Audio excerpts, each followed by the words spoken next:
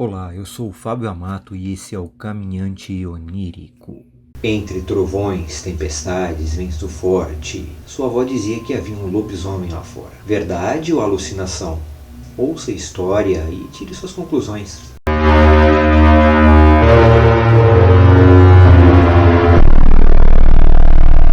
Você gosta de história de terror, né?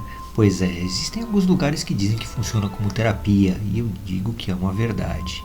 E você pode ajudar o nosso trabalho clicando no like, né? Clica ali no likezinho, dá um joinha.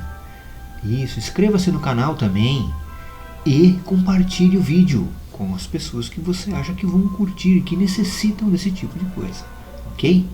Vamos para a história.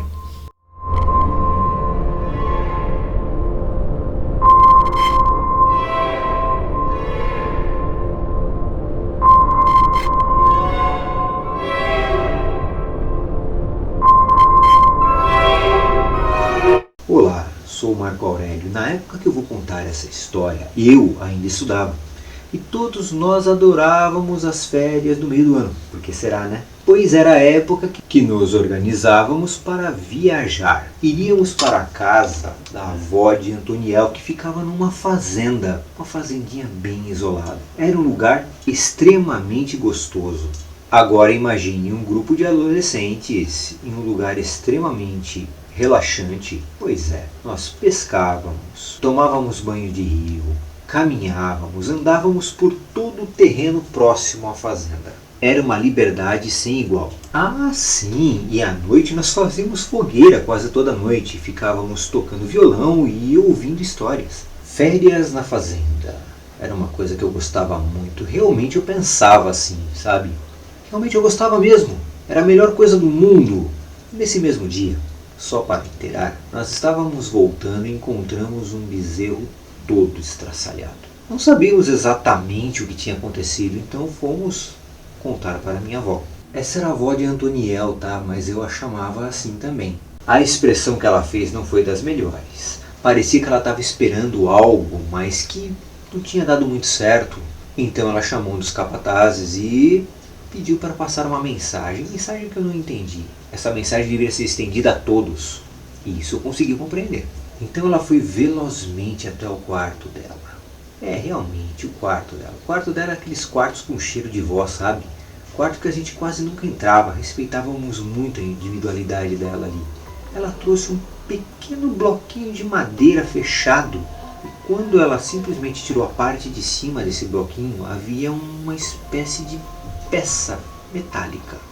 Parecia feita de prata. Acho que era de prata sim, pois foi muito fácil de furar. Ela passou um cordão e pediu para que eu ficasse com isso no pescoço. Eu juro que eu não entendi o porquê que ela não deixou com Antoniel. Mas enfim, realmente obedeci ela e fiquei com a peça no pescoço. Era interessante, pois era uma peça como se fosse uma pirâmide apontada para frente e um rabicho atrás. Realmente eu não sabia o que era. Depois disso ela me chamou de canto e disse: Tome aqui, Marquinhos, fica com isso no pescoço, não larga de jeito nenhum. Se as coisas ficarem confusas, segura com força, essa peça vai te ajudar a chegar em casa são e salvo. Bom, na hora eu dei muita risada, mesmo porque a avó de Antoniel tinha suas crendices. Eu procurei não demonstrar que estava rindo. Então eu tentei respeitar o máximo possível, mas devo observar que na época, para mim, essa foi uma das crendices mais engraçadas pro meu padrão de crença na época que eu podia ter ouvido ou escutado, ou melhor, vivenciado. O resto do dia foi normal, sabe? Um dia tranquilo, um dia gostoso. A noite foi caindo e eu comecei a sentir que tinha alguma coisa estranha no ar. As pessoas que trabalhavam na fazenda estavam diferentes, apressadas, sabe? Cismadas, como se algo estivesse para acontecer. Quando começamos a nos organizar para fazer a nossa fogueira, a avó do meu amigo disse que aquela noite não era para ficarmos ali fora de jeito nenhum.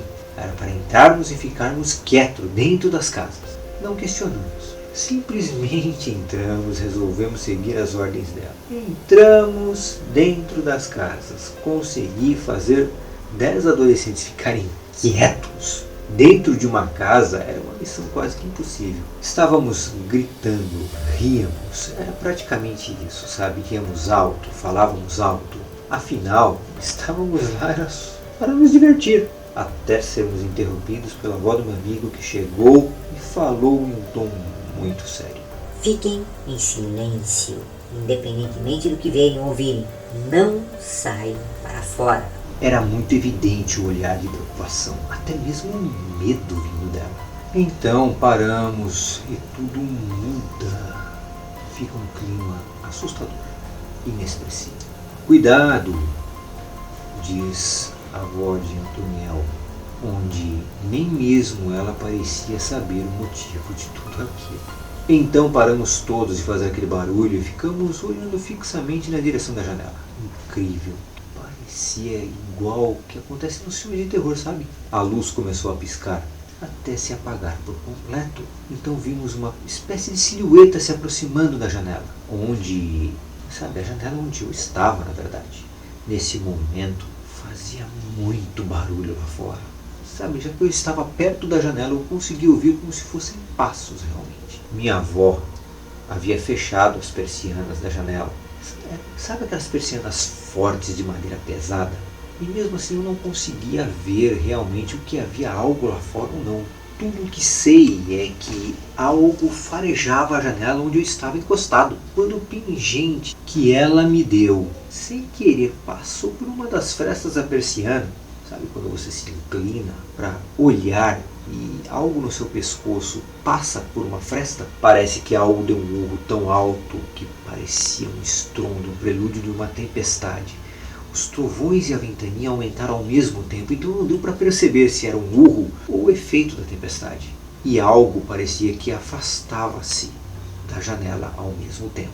Olha, depois disso minha ansiedade disparou a um ponto que eu não me lembro de mais nada. Cada um correu para um lado enquanto eu me afastava da janela.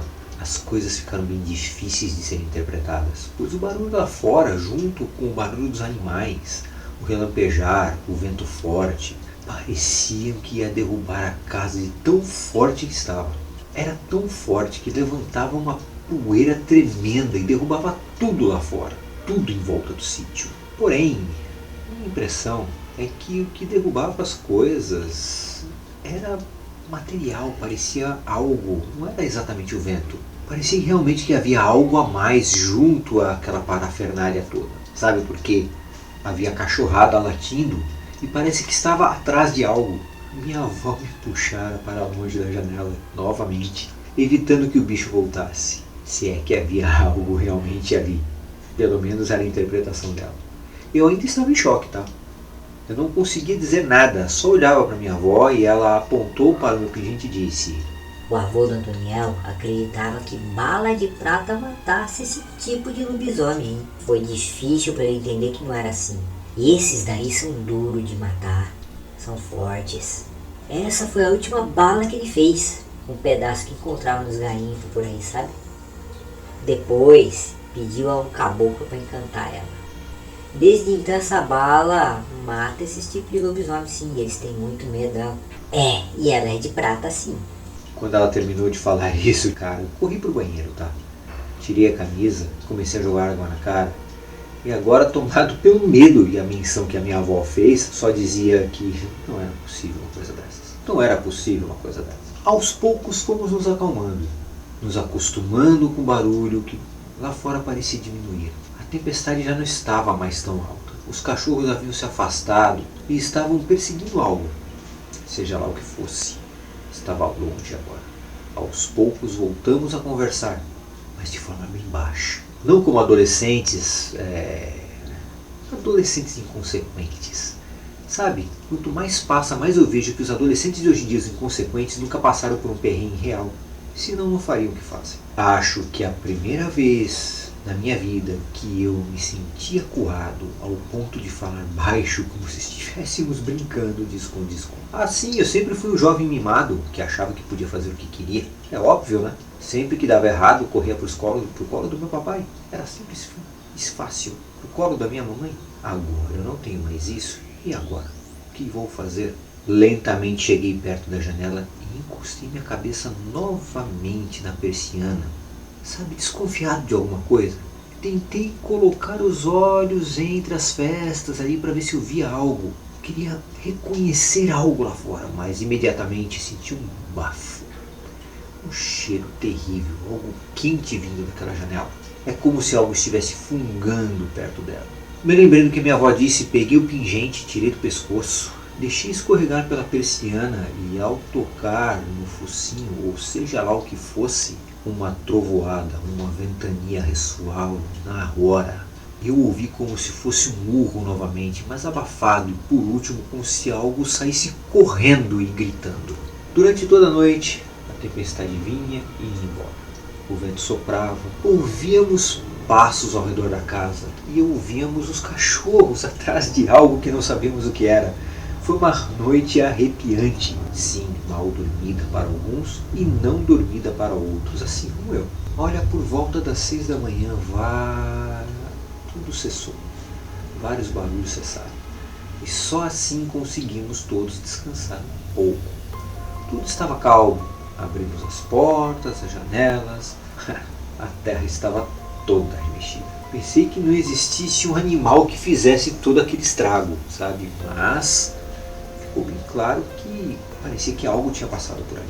Depois pensei também que não existia tempestade que deixasse um rastro daquele jeito. Minha avó mencionou um lobisomem, mas eu nunca ouvi falar de algo tão forte assim. Era tão poderoso que eu não entendi como ele não entrou na casa, sabe? Com toda aquela força que eles estavam mostrando, seria muito fácil de entrar naquela casa. Eu imagino que a bala de prata que meu avô mandou confeccionar e encantar tenha feito o seu trabalho, sabe? Bom, o que eu posso dizer, cara? Foi uma das noites mais arrepiantes. Hoje em dia ela parece só um sonho pra mim, eu não sei nem dizer se realmente o que aconteceu. Mas existem dias que nós talvez alucinemos demais e existem dias que talvez o sobrenatural chegue muito perto de nós.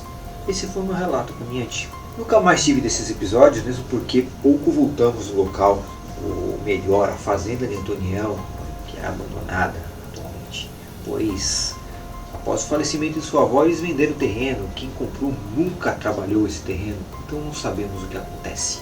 Se a criatura está por lá ou não, se realmente foi uma criatura, se foi só uma alucinação conjunta perante uma tempestade. Mas eu espero que essa história pelo menos tenha elucidado alguma coisa no seu canal.